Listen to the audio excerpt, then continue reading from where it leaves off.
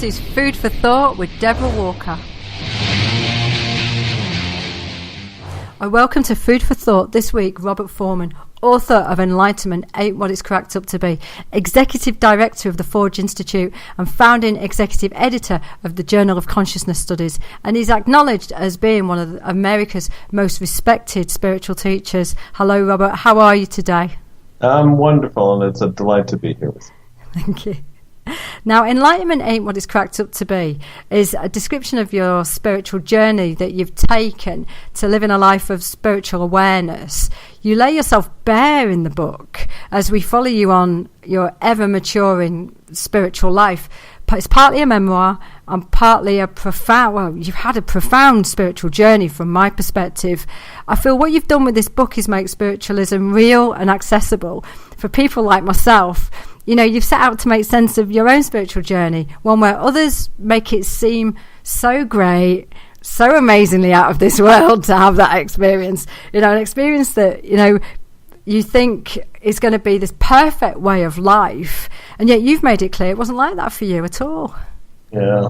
I think it's actually the reason I started the book was that I had read so many. I mean, I'm a professor of religion, and I've specialized in this stuff, and so I've read so many books and so many accounts of this stuff, and they're so flashy and so, you know, neon light, you know, and I found that they were so inaccurate. There's a kind of fantasy involved in that, and my own life, for no obvious reason, I did fall into this state that was a permanent shift, and it didn't turn out to be like all the accounts were, and I thought it was time that somebody actually shared what actually goes on in these kind of shifts and what actually goes on in this kind of transformation. So I wrote the book because I wanted to tell something that seemed actually true to me. And so the way I said it to myself early on in the process is, look, I don't know how to write a bestseller, and I certainly don't know how to tell absolute truth, but I can tell truth as I know it. And so I had the goal of telling the real truth about this story and my own experience. And the attempt was to, every time I would write a sentence, and I'm a very nasty editor of my own work, but every time I'd write a sentence, I'd look back at the sentence and I'd say, is that true? And inevitably the answer was no, that's not quite true. So every time I wrote a sentence, it was like, no, that's not quite it yet. So what you have here is an account of a human being trying to express what was actually going on in a very unusual and rather interesting life story. And in that quest, you discovered, you know, as you say, to quote you, life doesn't become perfect. Life as a whole does not become endless bliss. You know, one's marriage doesn't become perfect, and it doesn't cure boldness, which I have to say made me laugh, and I imagine men out there are absolutely gutted over, you know. No, alas, it doesn't cure baldness. You know? Yeah, and you know, the transformation that happened to me when I was young has remained with me and has continued to develop, and the book is an account of some of that, and so that even though that I've witnessed what I think are fairly, you know, advanced experiences, or at least so I understand, still my life hasn't been perfect, and I have to work at it, and I have to work at making my marriage work, and I have to work at making my life work, and yeah, it's a huge both disappointment, but it's a kind of rejiggering. Do you have that word in English? A rejiggering? Yeah. It's a kind of a rejiggering of how to think about the spiritual life, and that's been the attempt. And so you've diligently carried on, though, even though you know it's not going to make your life perfect. That's what I find fascinating. You've carried on despite knowing and despite the discovery that it's not leading to perfection. Or you're hoping that actually it will lead to a perfect life. No, actually, I'm not under that illusion anymore. And by the way, that's a very interesting way to put it. It's an interesting question. No, it does not lead to perfection, and I'm not expecting it to lead to perfection.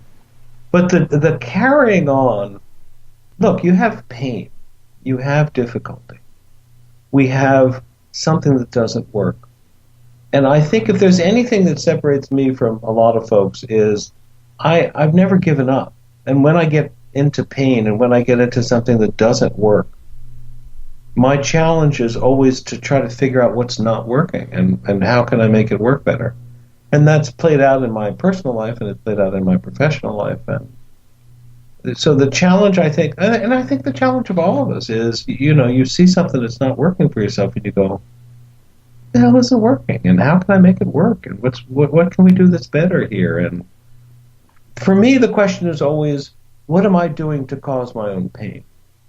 For me, the question is always, what's my role in this that doesn't work? It's when I started, it was what's the other guy's role for what doesn't work? And it's become, what am I doing that's causing me to not be successful here, not be able to talk to somebody? It's like, where am I contributing to my own difficulties? That's always the question I think we need to be addressing. And many people won't ask themselves that, though, will they? I don't think so.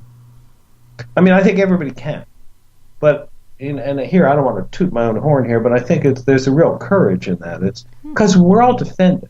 We're all sort of in a place that we don't want to face anything that we're doing that's wrong. So that there's a kind of a turning the arrow back into yourself. The famous phrase in spiritual circles is, when you point the finger at somebody else, you got three fingers pointing at you. Well, it's a nice phrase, but it's like, to actually look at the three fingers pointing at you, it's like, and most of us don't want to face that. And I think that's where the real work happens, and that's what my life has been about, is figuring out, what the hell am I doing here that's causing this to not work, and what's causing my difficulties in my own marriage or my own work life or whatnot. How did it feel to be so open and truthful about your journey in the book? Oh, bless you. Well, let me put it this way, and I sort of said this before, but when I was writing this book, I said to myself, look, I really don't know what a reader is. I don't know who they are. And I don't know, I don't know how to write a bestseller. I've written 12 books and I've never had a bestseller. So my goal was to have was to tell the truth to one person, me. So that it was, I never actually thought, oh my God, so-and-so's going to be reading this book.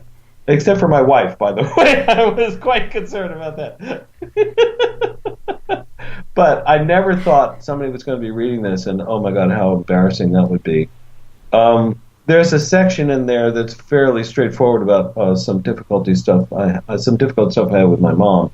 And my mom passed away about 10, 15 years ago, so that was not a concern. And that would have been a concern had she still been alive. I was pretty straight about that stuff, and that would have been difficult. But other than that, I always was only thinking, is this true to me? That was always the question. So that what I have at the end is, I have a book that when I look at some of this, and I could read you a couple passages that, that strike me as, I kind of nailed that one. I think that the book feels like this is an honest account. And that was my whole goal. So how does it feel? Actually, I'm kind of gratified with the book, because it does feel honest, and it does feel like I successfully addressed the question of what really goes on here. I love the imagery where you say that you seem to be inhaling the world. When the shifts happen, yawning in the trees, the stones, the seed pods, like they're huge and growing larger is how you say it. Just explain to me how that felt. Well, that's fairly far along in the book, which proves to me you actually read it. Congratulations. I'm thrilled. The beginning of the spiritual transformation that is called Enlightenment, it's sort of, you discover the sense of spirit inside. And then that slowly over the years for me has expanded and expanded. So it ultimately took up all of my skull, and then it took up all of my body, and then ultimately it kind of expands out like this and this and this over the years. Well, at some point you realize that there's no defense, and here I'm holding up my hand, there's no defense against the world. So that when I look out at the trees, in the past, I would have felt just the tiniest bit of protection, self-protection, from even something as small as a bird or a leaf. So then at some point that sense that I needed to protect myself, I needed to defend, kind of fades away. And so what you have is this sense of expanse and expanse and expanse. Or another way to say that is that the world as if lives in my chest. So there's no sense of distance. So I'm looking at my office here, and I see there's a maple tree over there, and it's about 100 feet from me. And I know it's 100 feet from me, but at another level, there's no distance at all to the tree. And so there's a sense of just like allowing the world in. And so it's almost as if you're sort of inhaling this in the world, you know, and it sounds flashier than it is. It's a very quiet and subtle sense of no protection, no need to protect. And that's where I think this gets interesting. It's not flashy. It's not enormous. There are no neon lights involved here. But the sense is that underneath the sense that that tree is 100 feet away, the sense is that it is in some very quiet way no place else. Does that make sense? Mm. So, how's it feel, you ask? Not bad.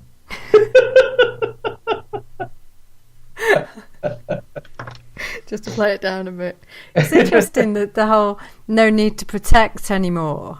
Yeah. Because you had anxiety for a long time, didn't you? Yeah. Yeah, I had something called global anxiety disorder. I discovered after the fact, by the way. And global anxiety disorder means that you are constantly anxious. And there was a period of, where was it? This was probably about 1980, so I was, by this time I was about 33. That I had 5 minutes walking across 114th Street in New York City where I was not anxious. And it wasn't even 5 minutes, it was probably more like 5 seconds.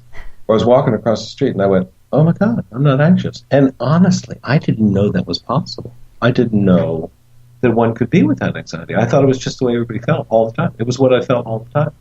And so to see it go away for even 5 seconds or whatever it was, was like, oh my God, I didn't know it was possible. And then that little by little, those anxieties just kind of quieted away. I don't quite know.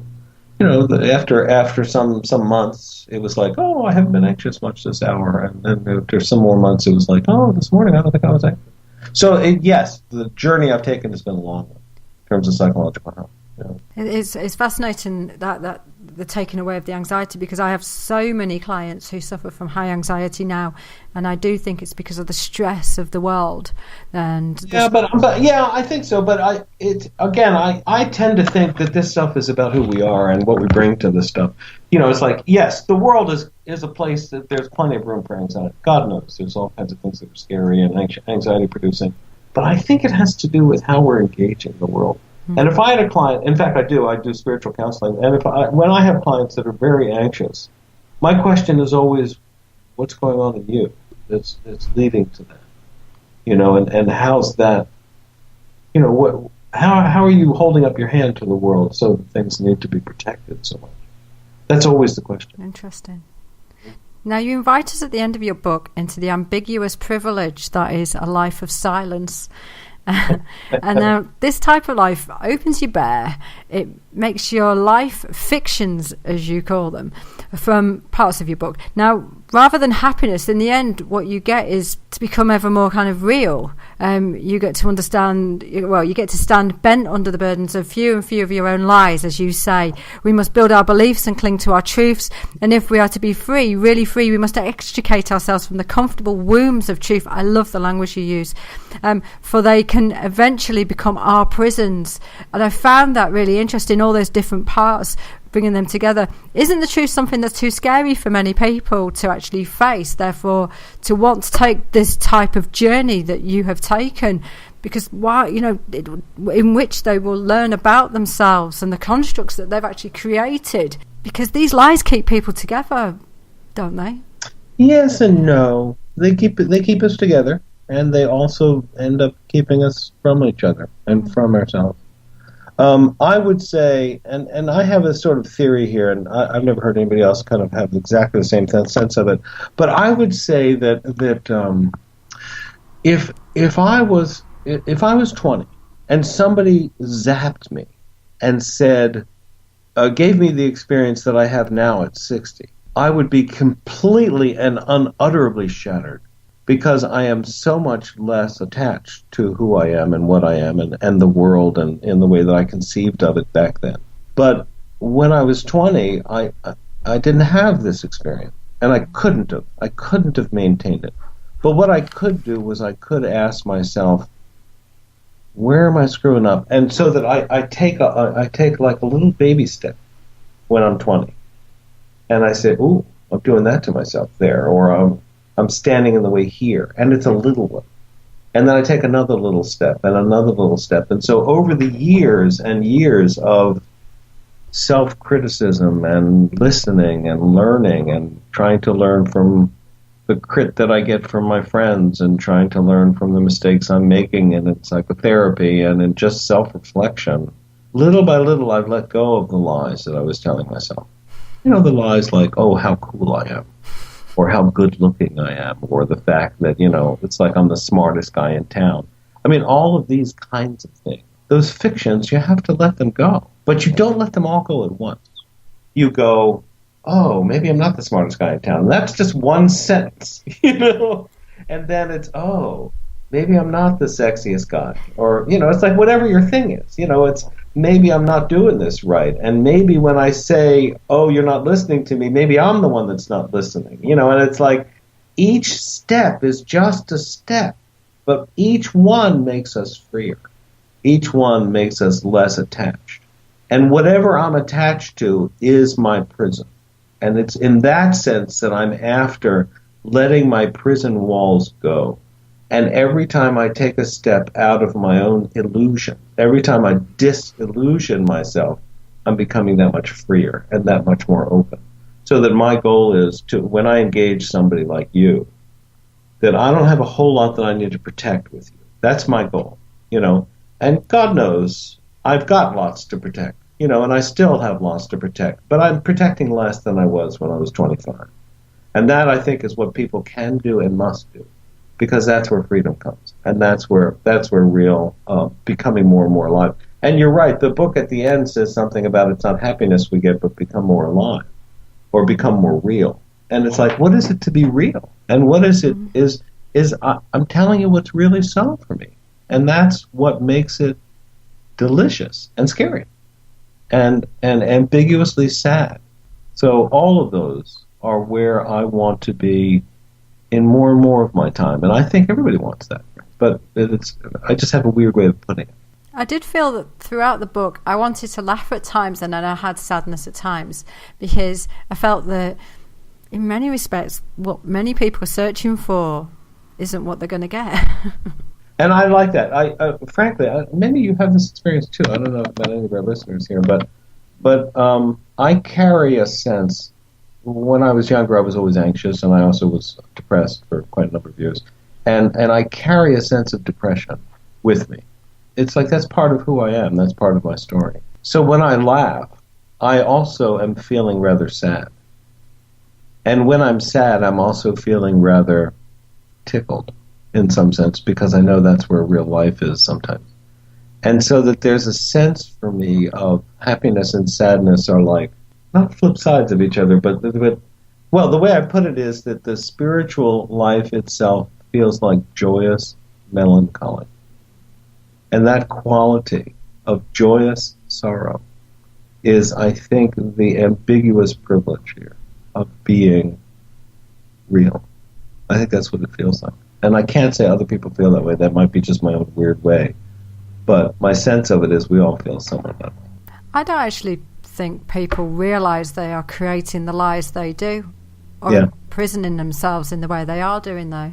Yeah, I agree. Yeah, I think most people don't realize it. And they think about the prison as being externally imposed. And it's like, oh, my wife is such a nasty, or it's, oh, you know, the political bosses are such a nasty, or, you know, it's, oh, my poverty, or, oh, my wealth is such a prison. But it's like, you're right. I think we're all creating our own little prisons. And how do we get free? To be able to, the only way to get free of that is to say to yourself that I'm doing this. That's me in there, creating them. And we do it because we need to. That's the nasty part of it. We do it, we create prisons for ourselves because we're afraid in some sense. And we need to be defended. We're not willing to let the world in. But intimacy happens when we start letting each other in. And intimacy is the answer, I think, to the prisons that we all live in. And the intimacy for me is the ability to say to my friend, to my colleague, this is really what I'm struggling with.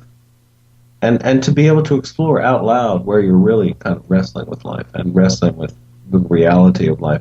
And intimacy means that you can start telling the truth there more and more. It doesn't mean you know the whole truth, but you can start.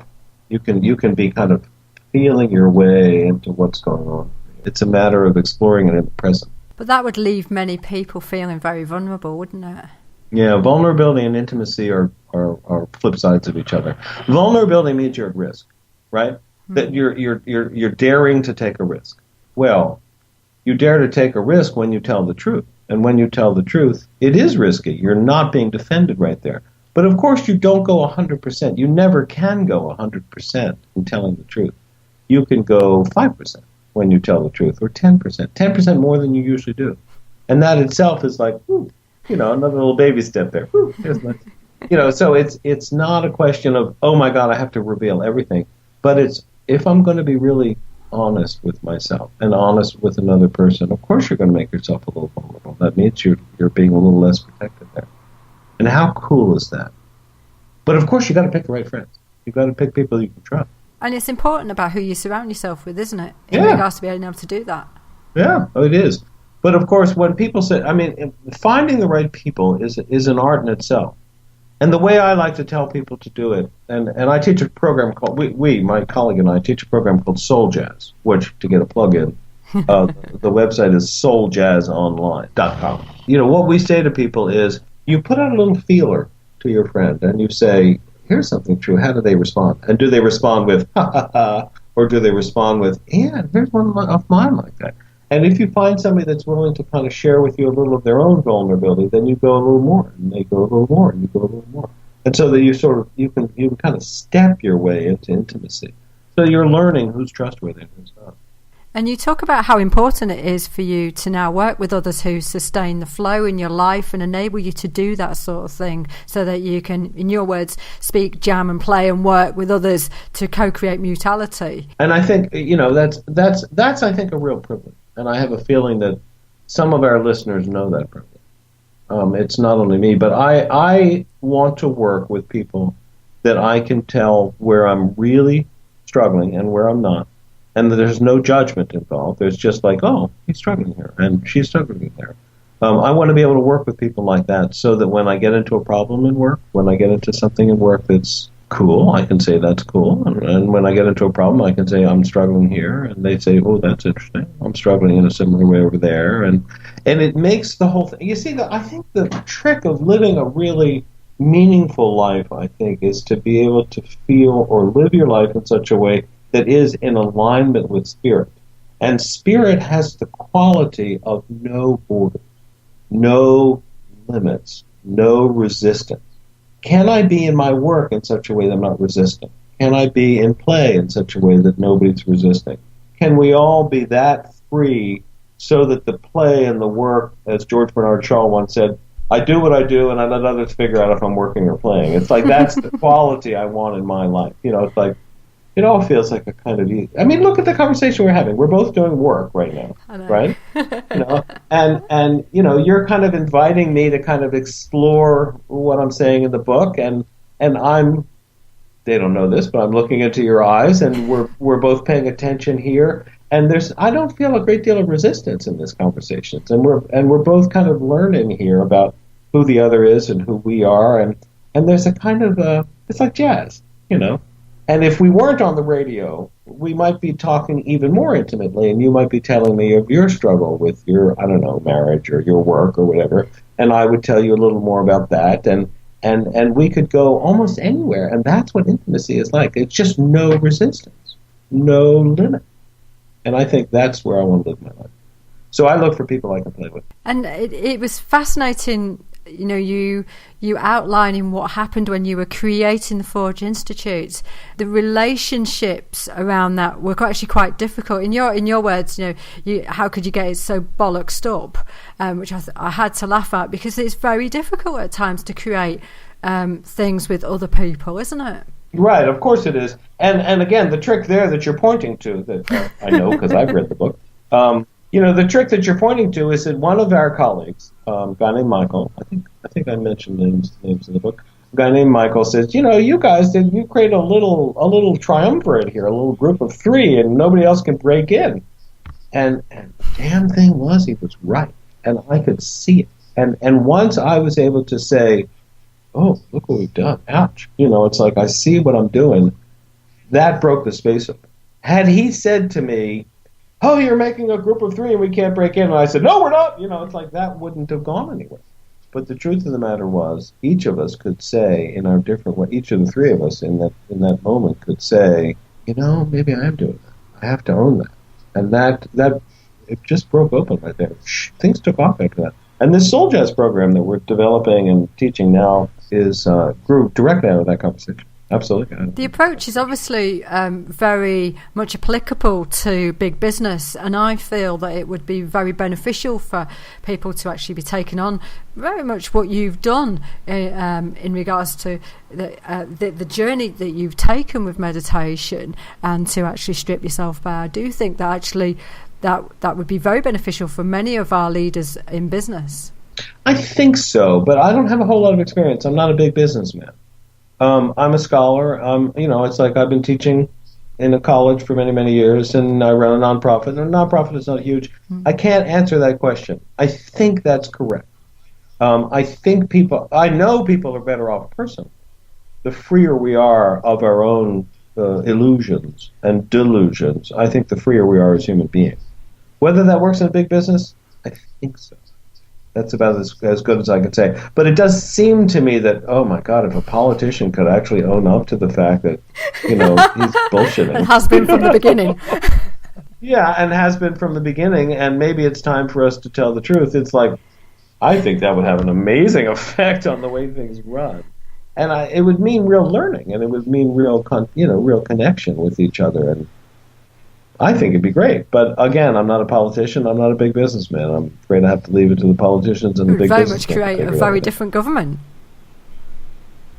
A very different kind of government. And a government of people as well, because of the laying of bare of themselves and of what they're doing, the transparency aspect. I love what you're saying. I've often thought that this kind of approach would have a huge impact on society. I know societies would work better if people were honest. And I've taught this kind of thing in Sweden a lot. And Sweden is a very sort of upright, and, makes the British look rather calm. They do, I have to agree. And they love it when I get them to talk to each other with real truth. The Swedes are just so great. It's wonderful to participate. It's almost like, they've maintained this sort of formal presence all their lives, and I say, psst, tell the truth. And they go, oh, really? And there's just, boom, it's just like, wow, we can talk, fine, So, yeah, I think it could have a huge impact on society. People think, oh, we have to live by our falsehoods, and to some extent you do, but only to some extent. It's interesting that the likes of people like Google have introduced meditation to some of their teams, because they found that it increases the inventiveness and the creativity. Yeah, so you're thinking big business in a way that I haven't thought so much before. But yeah, I think that is interesting. And I think, well, you also see, I know there's some friends of mine that have taught meditation in Washington, D.C. to congressmen and senators, and they've had some good results with that.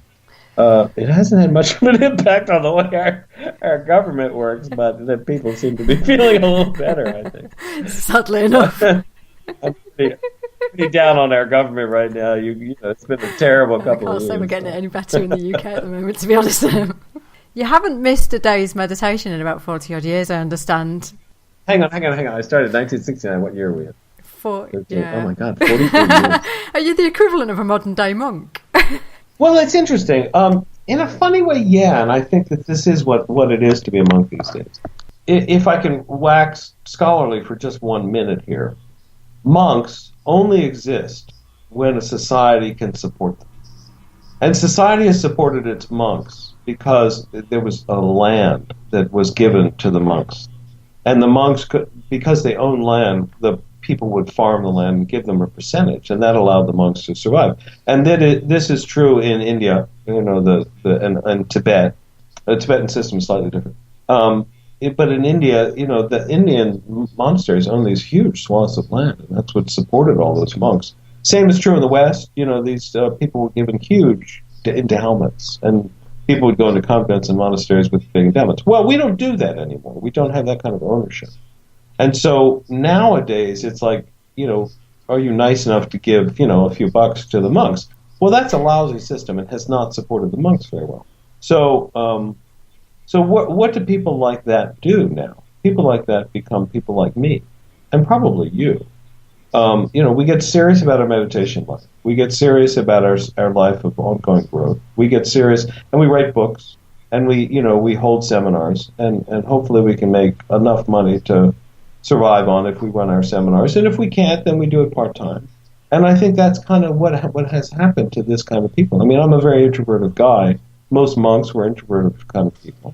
And so what happens to folks like that is, we do exactly this kind of thing. But I know quite a number of people that meditate on a daily basis, and we're the modern-day monk. There was a fellow named Wayne Teasdale that used to talk about, what was his phrase? He had something like, a monk in the world was a phrase that he used to like. It was that kind of thing. So that's kind of who we are. That's kind of what I am.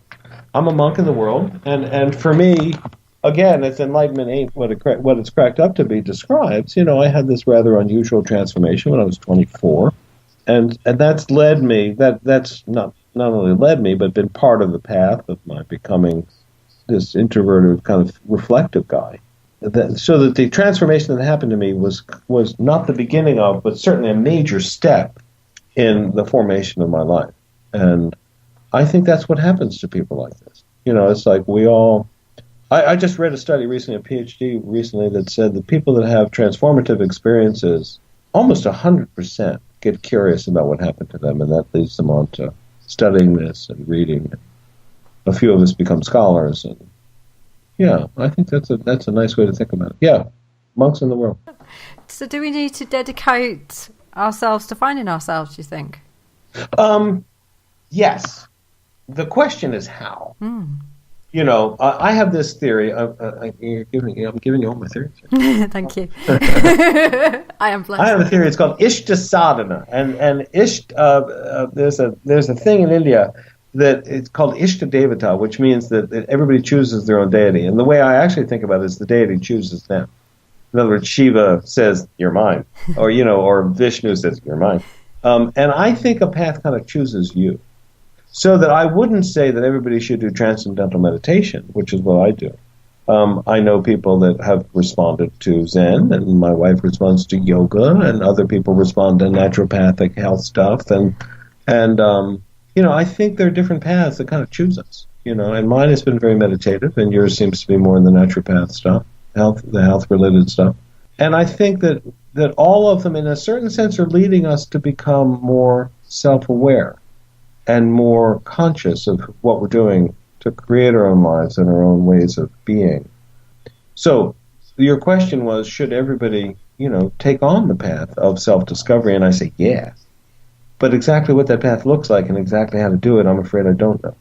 That's for folks to figure out for themselves, or better still, for them to be chosen by their path, their Ishta Sadhana. Sadhana means path.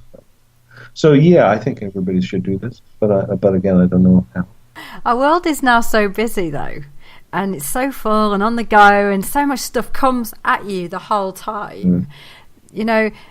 I know from my own experience of when I worked corporately, it was very hard to stop and switch off and just relax enough to even stop the thoughts. And this is why I find a lot of my clients say to me they cannot switch off enough, so they're turned off from meditation just because they can't switch this whole busyness off or stop themselves without taking something artificial like glasses of wine and things like that. That's a profound misunderstanding of how meditation works. A lot of people say when I start meditating I should switch off my mind. That's profoundly and disturbingly misleading. You don't switch off your mind. You never switch off your mind.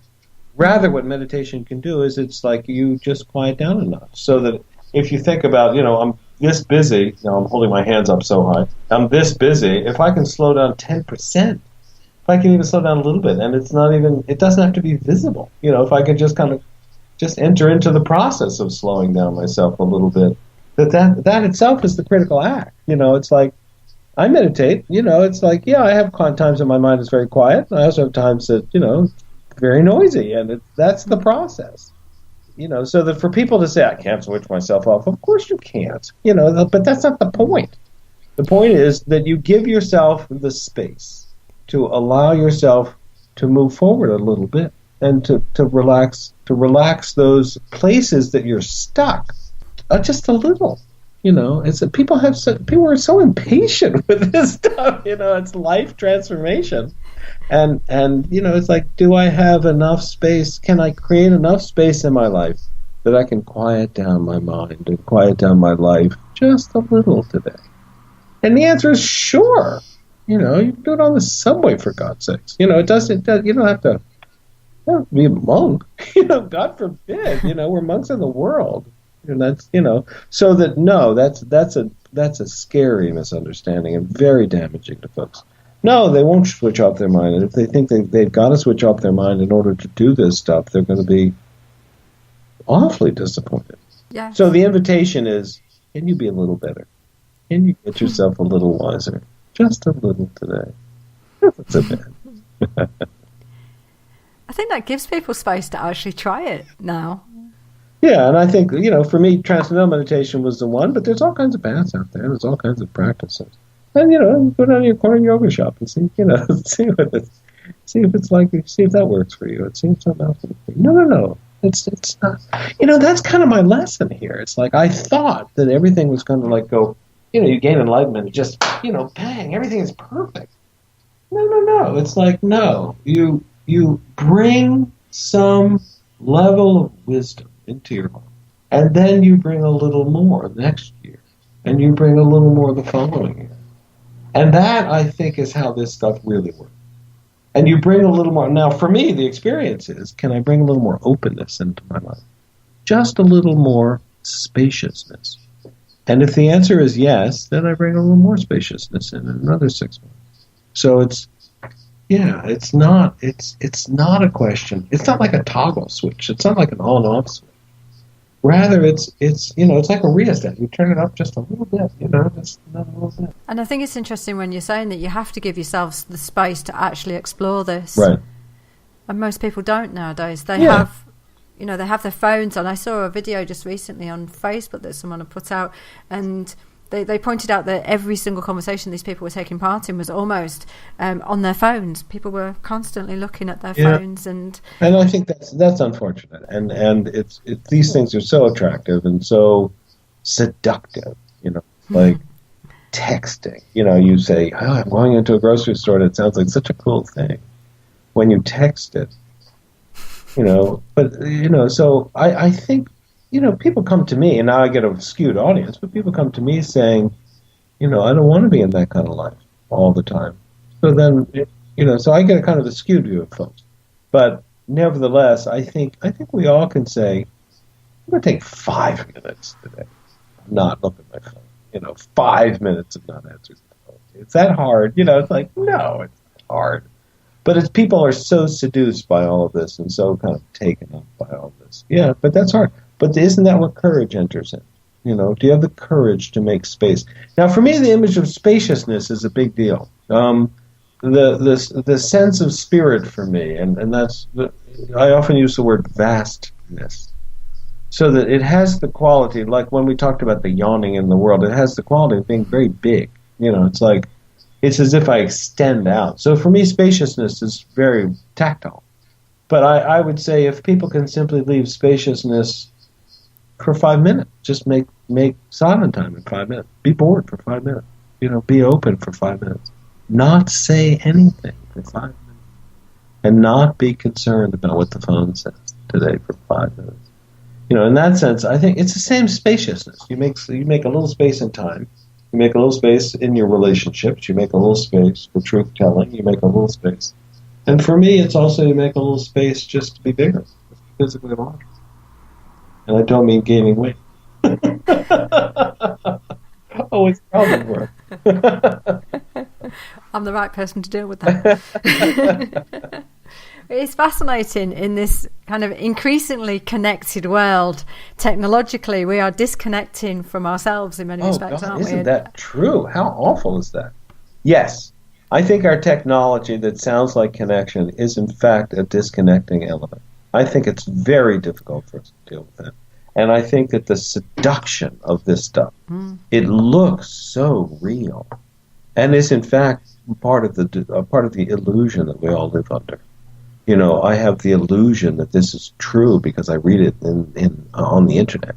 I have the illusion that this is important because somebody else, some other person down the street that I don't even know, says, "Hey, this is important." And you know, yeah, I think that's very difficult stuff. And I think that's a very good insight of yours that we have that the internet and TV and radios and telephones look like connection, but in fact are in a funny way disconnecting us from one another. It makes it harder to be intimate. God knows that standing and talking over a fence on your backyard is much more human, is much more connected. And even that, I think, is disconnected in its way because there's still all kinds of illusions there. But if you can be real with one another, it doesn't look like the internet. It looks very quiet. It looks like you're exploring out loud with somebody. It can be done on the internet. By the way, this program Soul Jazz that we do is an internet course, and we do it online. But we get people to be able to see one another as you and I are seeing each other. And so we're using the technology as a way to kind of recreate the experience of intimacy. It works quite well, but most internet stuff doesn't do this at all. I mean, what you and I are doing is actually unusual, considering that. I mean, again, to tell people we're seeing each other on Skype, and you know, it makes it so I'm seeing when you smile and I'm seeing you respond, and I think that's part of what can make this stuff really human again. If we can see each other and almost smell each other and see when we're putting our pens to our mouths. If you had to create your own definition of enlightenment as you've experienced it, what would that now be? Easy. Enlightenment, as a matter of fact, I say it in Enlightenment ain't what it's cracked up to be. Enlightenment is a shift in the relationship between who you are and the content of your mind. That sounds rather abstract, so let me walk through that. When we first start out, and by the way, I've read probably 1,000 texts on this stuff, so I know where I've talked. When we first start out, everything is kind of a jumble. You know, it's like I look at this pen when I was 20. I'd look at this pen, and there'd be the pen out there, but there'd also be me in here, and I wasn't quite clear about where I was and wasn't, and where the pen was with reference to me, and it was all kind of, you know, like a big jumble. Well, what happens to folks is that you discover that you are this silent, open consciousness. That's what you become, or that's you. There's a shift into discovering that I am that, and that's in fact a phrase out of the Upanishad. You shift into discovering that I'm that. Well, when you first do that, now what was a jumble? In other words, when I saw the pen before, I was also seeing myself kind of involved in that. But when you discover you are your own, you are conscious, or consciousness itself, now you have consciousness and you see the pen. So there's been a shift in the relationship of who I am and the content of my mind. That's the first shift. There's another one in between, but then the other one that a lot of folks talk about is what I think of as a third shift, is that as my consciousness expands and expands and expands and expands, and it becomes all of my body and then spreads out even more, at some point you realize, oh, the pen is me, is none other than me. But it's not the same jumble. It's now you know what you are, and you're also seeing the pen as that same stuff. So it's a shift in the relationship between who you are, or what you are, and the content of your mind. So when you see the pen, you're kind of thinking about it differently. Not thinking about it, perceiving it differently. And so that's what it is. Notice, however, that it is not a personality change. I can be a schmuck and recognize that I'm different than the content of my mind. And in fact, to get those in alignment is the challenge of an enlightened life. And in fact, that's the challenge of Enlightenment ain't what it's cracked up to be, this book that we're talking about. It's like, you know, I did go through this shift, and it happened to me rather surprisingly fast. But I was still very anxious, and I was still a wreck in many ways. And to get the personality to be as sort of steady and connected and calm as this inner silence was the work. And so the enlightenment does not entail that shift in personality. That's the work that has to come, if you're lucky, that comes after this stuff. So for me, enlightenment is a shift in the relationship between what you are and the content of your mind. That's the shift that takes place. And the other thing is that I want to stress, it's permanent.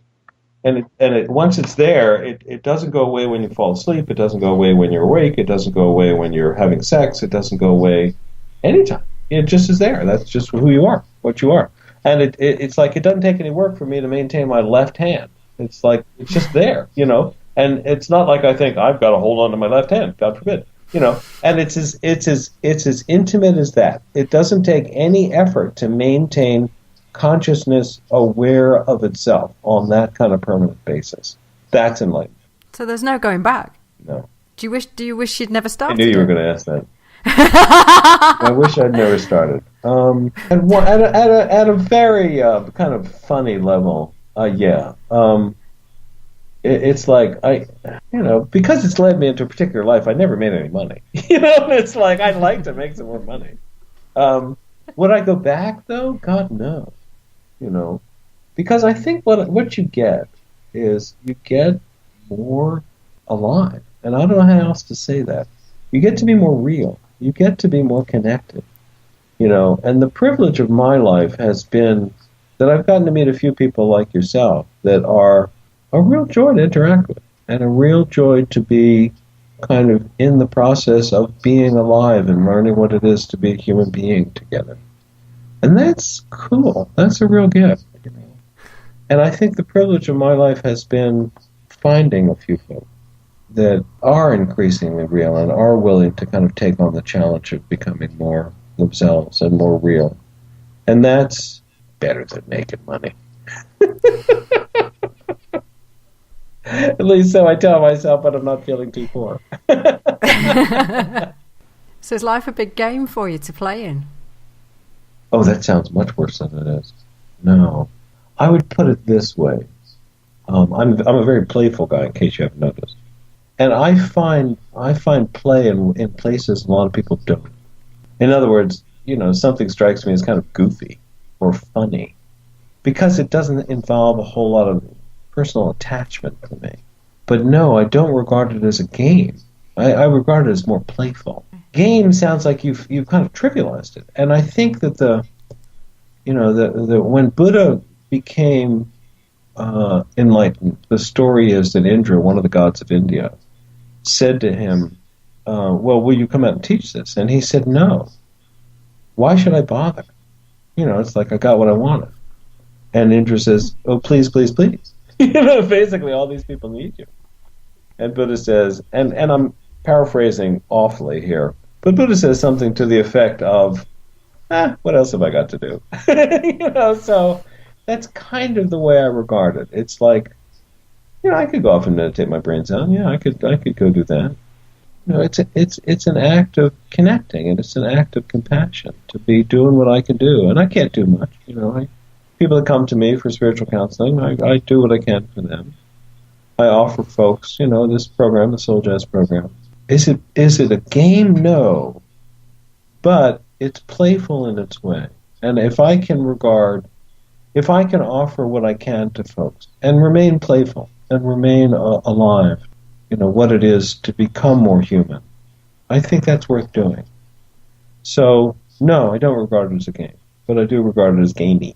I think people are crying out for a reignition of their spirituality. You think so? But don't realise it, yeah. Yeah.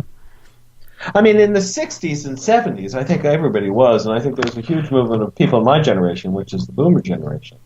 But I wonder about people in your generation. You're younger than I am. And I wonder about, you know, people that are much younger, whether there really is a kind of cry for that. I don't know yet. I see signs of it, but I don't feel like it's a sort of society-wide, woohoo, please, you know, kind of thing that was alive in the 70s or so when so many people were taking this stuff up. I don't know. What do you think? I just think people don't realise what they're looking for. I feel people are looking for something and they're starting to get disenchanted with the life that they've got in regards to the stuff that's placed in front of them. I think we're generations that have had lots of things handed to us on a plate in many respects, in regards to things like, when I was a youngster, we were put outside and we just made our own games up and we played. Now games are very much provided for children, and their learning is almost very much dictated to in a far stricter way, I find. And I feel that that's taken away from the free thinking that would allow people to realise that actually the disenchantment with what they've got is about the fact that stuff doesn't actually give you happiness. It's about the fact that you can be creative and energetic and interact with people and connect and have fun and be free in your thinking and explore your own curiosity. Well, I mean, to some extent, you're giving us you here. You're saying this is kind of your solution or what you're discovering. Do you think this is common? Do you think a lot of people are feeling this way, or is it just you and me? That's interesting. And my daughter, for example, my daughter's 34 right now, and she's very busy with raising children. She's got 2 kids, and she's very busy with a job, and her husband's very busy with a job, and I don't know. She knows she's overworked. She knows that, but I don't know if she's going to say to herself, if it's going to dawn on her in a few years, oh my God, I've been pursuing the wrong thing. It's like there's something else here. I just don't know what her answer is going to be. I wonder if you have a sense for that in a way I don't yet. I don't think people realise. It's only when they actually become ill. That's when I see people, when people are sat in front of me and they have genuine illnesses, and as I track them back, you can see it was the start of them pursuing different career that was very either money focused or something that they didn't really want, or they moved somewhere that they weren't very happy about, and so they went outside of what they were actually, when they were naturally in the flow. When they go outside of that, they're starting to kind of question it because of their health picture. Yeah, well, Carl Jung said that people become more interested in spirituality when they're about 40. In other words, when they've hit midlife. And I think there might be something true in that. It's like, I think for my daughter and her husband at, early 30s, mid 30s, I think that I could see them, being very diligent, working their little tails off and doing a great job. And at some point going, oh, really? I mean, that was the way Ram Dass talked about it. He said he went through the whole thing. He was a Harvard professor. And at some point he said, really, is this all there is? He was very successful, and that's a question that sort of comes up. It's a kind of natural question for us. Now, for me, I almost went the other way. I got into spirituality, and I said, how am I going to earn a living? Which is how I became a college professor. So I think both sides of that little debate of sort of like being externally connected and internally connected, I think both sides of those debates you need to have, sooner or later, you need to have. Inevitably, really. Yeah. Well, I don't know when we're going to end, but I want to say something to you. Go on. There's a lot of hype in our world. And there's a lot of conversations in which people allow things to be superficial and trendy. And what you and your colleagues are doing is you're attempting to bring intelligent conversation into the world in a way that is meaningful and more than just a soundbite. And you're inviting people like me, talkative though we are, to reflect on our lives and reflect on life in a way that can be really to people's advantage. And I know how hard it is to do something like what you're doing. And my hat is off to you. I think what you're doing is wonderful work. You do it well, and you're attempting to bring other colleagues into this, I know. And I just want to compliment you for the kind of work that you're doing, and I want to encourage you to keep doing it. I think what you're doing is fabulous. And so my hat is off to you. Thank you. And I know there's a huge amount of great teachers out there, and many of us never get access to people like yourselves. And that is my aim of bringing the station and the show in particular, is to enable people to have a forum where we can have a discussion, one of curiosity more than anything, and around things that I wouldn't generally get a chance to listen to. Yeah.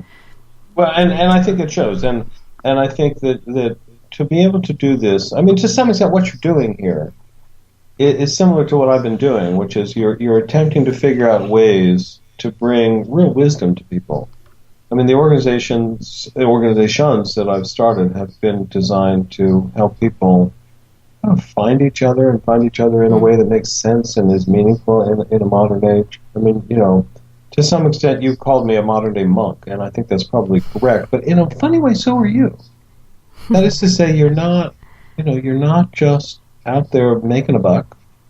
You're attempting to sort of bring the spiral of discovery to your own life and to other people's lives. And in that sense, that's what a monk does. We're attempting to bring out wisdom and find wisdom where we can get it. And in a society in which the religions are sort of, they're kind of falling away. I'm not sure they'll fall away, but falling away, and there's lots of data to that effect. We have to find our own ways now.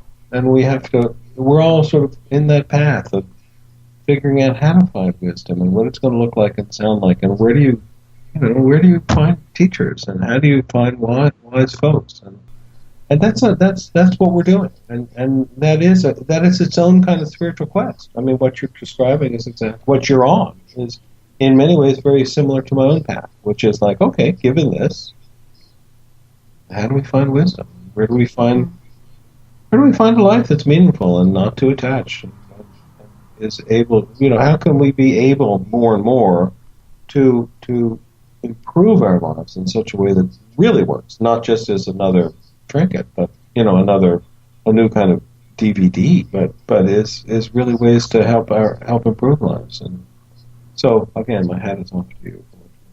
Thank you. The more I've let go of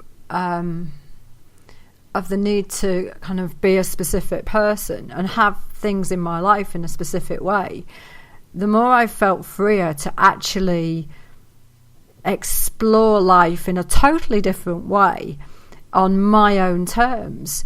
And I found that really fascinating. I don't have the television. I don't have a lot of media coming into my life, except the items that I choose. And so therefore, my education is predominantly from people like yourself. And I feel that that's been hugely beneficial to my life personally, because it's enabled me to do things that previously I would have thought you couldn't do. Like opening a radio station, for instance, and just having the excuse my language, but the balls to do it, because I just feel that the barriers there are not there anymore. Yeah, I think that's exactly right. And in a world in which there are no longer people that we can count on called priests or monks, it's like, how does our society do this? And our society does this sort of thing. We learn together in exactly what you and I are doing, which is we do what we can. Given the language that we have and the technology that we have, we do what we can to increase the level of wisdom for society, and we share it in ways that we can. I mean, you'll have impact on a certain number of people, and I have impact on a certain number of people, and it's not big. It's not like we're the Catholic Church with 1 billion adherents. It's like, so you'll impact your, 5,000, 7,000 folks, and I'll impact my 5,000, 7,000 folks, and in that sense that we're all contributing. And one of the things that I wrote a book called Grassroots Spirituality. One of the things I really like is that in this kind of spiritual world that we live in, there's a lot of us trying to do this. And in a certain sense, we're all attempting to do the same thing in our own language, which is we're attempting to help people become free in their own way. And I think that's wonderful. It's sort of it's a reminder of the human spirit. It's an expression of the human quest for wisdom and for freedom. So, yeah, I think that's kind of where we're bound. I love the phrase that you used when you found the Bernadette Roberts book, that there is a league of transformationally confused. Yeah, that's what we are, isn't it? The realization that you were no longer on your own. Yeah, she was amazing for me. I had two people that were that gave me that kind of gift. The first was Bernadette Roberts, and I never met the woman. I have enormous respect for what she did. I've heard her give talks on the internet, but I've never met her. And then the other was Ram Dass. And Ram Dass's thing was, I regard him as an enlightened man. And he and I met at quite a number of conferences, and we really enjoyed each other's presence, mostly because we're both funny Jewish guys. Ram Dass is almost a connoisseur of his own neurosis. And so you get this enlightened guy who's also very clear about his own, attachments and anxieties. And it's like he taught me, just by who he was, that it's like, it's okay to be real and to be sane and to not deny the fact that you are, either spiritually enlightened and also neurotic as hell. That's been an interesting road for me to walk and to find that. So transformationally confused, yeah. Bernadette Roberts was in the same boat. She had this wonderful, permanent transformational experience, and then she goes out and she's like, oh my God, I can't do it. It's like, what? You're not supposed to feel that way. And so it's the same idea, that it's okay to be you. And it's okay to say, I think there's something in our society that says it's really okay to say this doesn't work, but it's one does not say this is right, this is working. So for me to ever utter the sentence, and I've been a little more comfortable with it recently, for me to utter the sentence, yes, I have had the transformation that is called enlightenment. That happened to me when I was 24. It's been with me ever since. It's continued to grow. That sentence is like, we don't utter such a sentence. It's like, sounds full of itself. But then if you could say to yourself, yeah, I've had the experience of enlightenment, and I'm also a neurotic idiot. It's like, okay, that doesn't sound so bad. So that's kind of what my life is about. It's like, can you actually hold both those sentences? And that's the sense, that Bernadette Roberts was the League of Transformationally Confused.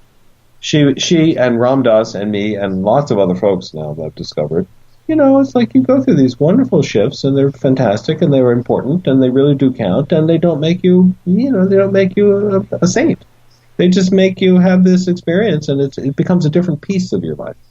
The advantage to it is, frankly, that it becomes a kind of anchor, a kind of support. And an anchor doesn't make you, doesn't make the ship not feel the wind. An anchor just makes sure the ship is sort of stable, at some level, kind of quietly stable. And the longer you stay with one of these things, the more you're anchored. So coming back to the people that are very busy in their lives and feeling like the technology has taken over, I want to say, yeah, the technology has taken over. And like, what's it going to take to build a little bit of an anchor? Can you descend something into the water? Just a little bit. And that's, I think, the challenge that you and I hold out to folks. Can we invite people to find just a little piece of their lives in which they're more stable, even in the face of their own neurosis and their own pain? Robert, this has been a wonderful interview. Today on Food for Thought, I've been speaking to Robert Forman, author and executive director of the Forge Institute. If people want to contact you, Robert, how do they get hold of you, and how do they go on your Soul Jazz course, and how do they get hold of your lovely book? The lovely book they can find at Amazon, and also the website the book again is called Enlightenment Ain't What It's Cracked Up to Be, and the website for the lovely book is Enlightenment Ain't. And the Soul Jazz course is, the website is called Soul Jazz Online, and if they go there, there is a way to sign up. We're running a course starting in 2 weeks. That one's full, but we'll be running another course in about a month and a half, 2 months, that they can, if they just say, put me on your mailing list, we'll certainly inform them about that. There is a way to sign up for that. So Soul Jazz Online is that one. And again, let me compliment you on a wonderful conversation, and what you're doing is fabulous. Robert, it's been my absolute pleasure to speak to you today. Yeah. It's been highly enlightening. Well, let me ask you something. I'm going to do this on the air. Do you do a repeat interview with anybody? I can do. Okay. I'd love to. I'd love to come back. This has just been a fantastic conversation for me, and I've really enjoyed getting to know you and being able to share some stuff with folks. So wonderful. Fantastic. Thank you very much.